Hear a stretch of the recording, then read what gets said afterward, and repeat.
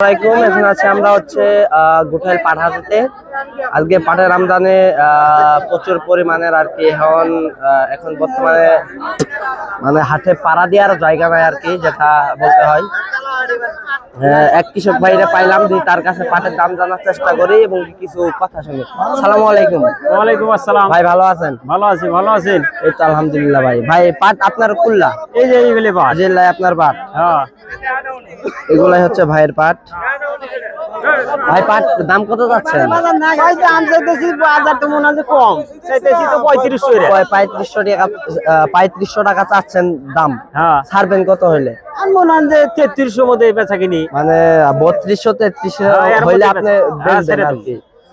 আচ্ছা, আপনার পাট বেচা তো কোনো ক্ষতি হইব না? আর না, ক্ষতি কি? ব্যবসায়িকের লস। ক্ষতি মানে এই পাট মনে হয় 4000 আসলে ওই আড়ে।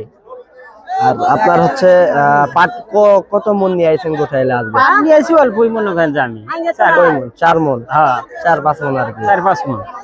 আচ্ছা, আর হচ্ছে এগুলা কোন চরের পাট? আর হচ্ছে যে কোথাকার পাট, এটা একটু যদি বলতেন। এটা এটা মনে করেন যে জিগাতলার চর ধরে, মানে জামালপুরের ভিতরেই? জামালপুরের মধ্যে। আচ্ছা, সালাম আলাইকুম। ওয়ালাইকুম আসসালাম।